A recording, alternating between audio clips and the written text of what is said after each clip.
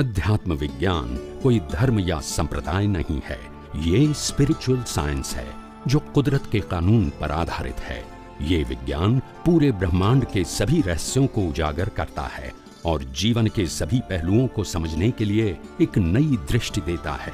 इसी को art of vision कहते हैं, दुनिया को देखने की एक नई दृष्टि, जो अध्यात्म विज्ञानी परम पूज्य स्वामी श्री कमलेशानंद जी के निर्देशन में सनातन सत्य का अनुसंधान कर हमारे जीवन को प्रकाशित करे। जय सच्चिदानंद।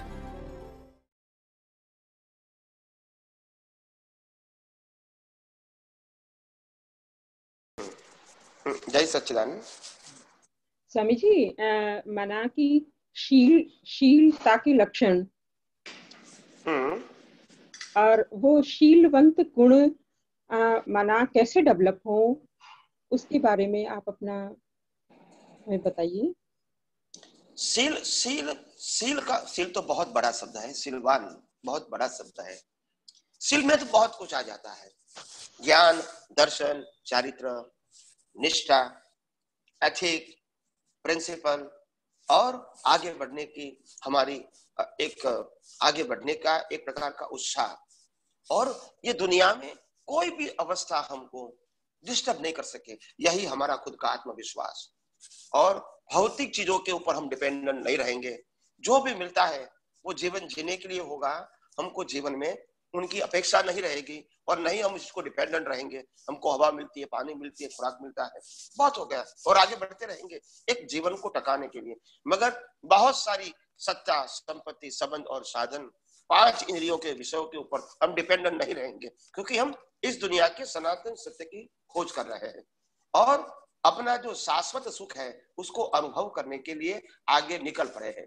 तो इसीलिए हम सिलवान होने चाहिए। ऐसी छोटी छोटी बात में अपने आप को उलझा दें, छोटी छोटी बातों में हम फंस जाएं, छोटी छोटी बातों में हम डिपेंडेंट हो जाएं, ये सिलवान पुरुषों का लक्षण नहीं है। तो इसीलिए हम अपना जीवन बिल्कुल आत्मविश्वास के साथ, सेल्फ कॉन्फिडेंस के साथ, अपने ध्येय के साथ जीवन जीने की कोशिश करेंगे और हमारा विजन बहुत बड़ा रखें, छोटा मत रखें। बहुत सारे महान पुरुषों ने कहा है कि शरत चुक माप, आप सबने सुना होगा, ये कोई नई बात नहीं है। शरत चुक माप मगर नहीं माप नीचो निशान। भले ही हम गलती करें, पहुंच नहीं पाए, डिफिकल्टी आएंगे, मगर हमारा गोल तो बड़ा ही होना चाहिए। आप समझे ना? तो जीवन में छोटे गोल नहीं होने चाहिए। भले संघर्ष आए, प्रॉब्लम्स आए, पजल्स आए, बहुत सारी मुश्किलातें आएगी, सब कुछ आएगा, मगर गोल छोटा नहीं रखो, बड़ा रखो। और बड़ा रखोगे तभी तो आप सिलवान बनोगे और आपको लगेगा कि ये दुनिया की सारी चीजें जिसके लिए लोग राग द्वेष कर रहे हैं, जिसके लिए संघर्ष कर रहे हैं, जिसके लिए कसाई कर रहे हैं, जिसके लिए कोर्ट कचहरी कर रहे हैं, जिसके लिए मारामारी कर रहे हैं, ये सब चीजों के अंदर मेरे को इंटरेस्ट नहीं है। मेरे को तो कुदरत हवा पानी खुराक दे रही है, वो नेसेसिटी काफी है। जरूरत के मुताबिक मेरे को कपड़े मिल जाते हैं, वो काफी है।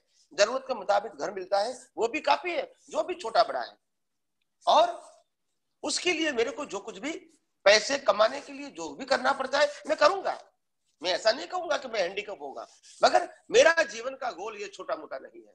मैं अपने जीवन को बहुत आगे ले जाना चाहता हूँ और ये दुनिया की, विश्व की सच्चाई को समझना चाहता हूँ, और वो भी एथिक के साथ, व्यू पॉइंट के साथ नहीं।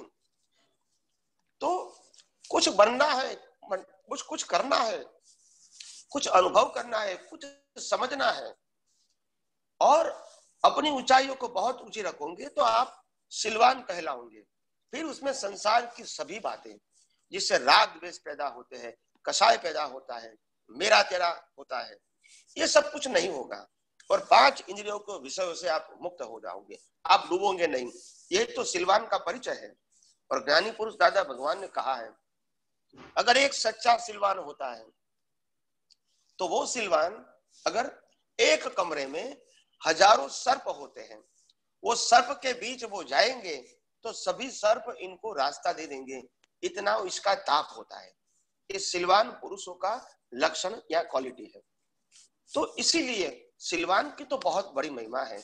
आज इस कलयुग में सिलवान को देखना ये कोई महान पुरुष का ही सद्भाग्य हो सकता है, मगर हमारी भावना जरूर हो सकती है कि हम सिलवान बने और अपने जीवन को इतनी ऊंचाई पे ले जाए ताकि लाखों करोड़ों लोग ये बातें एग्जैक्टली समझ सके और अपने जीवन को भी धर्ममय, मंगलमय और आध्यात्मिक उपासना बनाएंगे।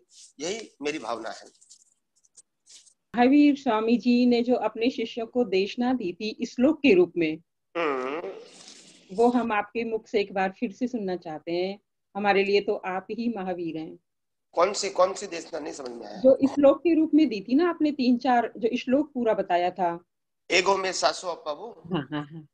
हाँ, वो जब तीर्थंकर भगवान साधु भगवंतों को जब दीक्षा देते हैं तो उनको स्टैंडर्ड ज्ञान यानी बेसिक ज्ञान यानी बेसिक दृष्टि उसी समय उसको दे देते हैं, उसी समय, और वही उनका अर्क होता है। अर्क फिर बाद में जीवन होता है वो अर्क को अनुभव करने के लिए। तो इसीलिए जब ऐसे तीर्थंकर भगवान जब दीक्षा की परंपरा चालू करते हैं तो उस समय वो सूत्र बोलते हैं, एगो में सासो अप्पा ज्ञान दर्शन सजुओ शेषा में बाहिरा भावा सव्वे संजोग लक्षणा संजोग मूला जीवेण पत्ता दुख परंपरा तम्मा संजोग संबंधम सवम तिभेण घोषरामी।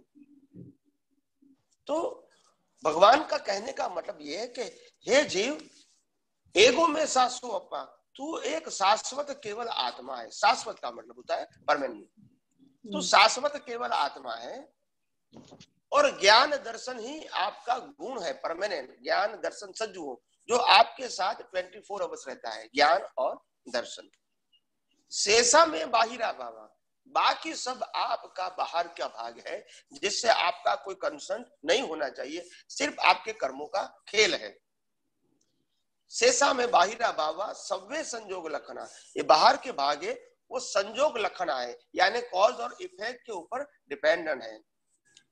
संजोग मूला जीवेण, या संजोगों का मूल जहां तक हमारे अज्ञानता में जीवित है, मिथ्या ज्ञान, मिथ्या दर्शन और मोहनीय कर्म, जहां तक हमारी दृष्टि में संजोग का मूल मिथ्या ज्ञान, मिथ्या दर्शन, मोहनीय कर्म हमारी दृष्टि में जीवित है, संजोग मूला जीवेण पत्ता दुख परंपरा, वहां तक हमको जन्म मरण के चक्कर में सुख और दुख की भुगतान चलती ही रहेगी।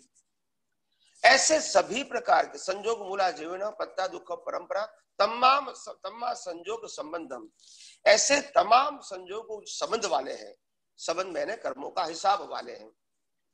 तमाम संजोग संबंधम सवम तिवेन घोषरामी, ऐसे सभी प्रकार के संजोगों को हे परमात्मा मैं आपके सामने इसको घोषणा देता हूं, यानी समर्पित करता हूं।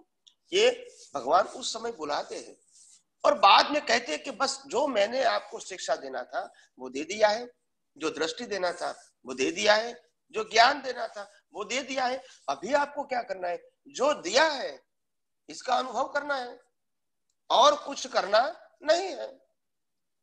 तो ये शिक्षा देते थे और इसी को ही कहते हैं ज्ञान विधि, इसी को ही कहते हैं दृष्टि देने की विधि, इसी को ही कहते थे उस समय समर्पण। तो और कोई चमत्कार की बात नहीं थी।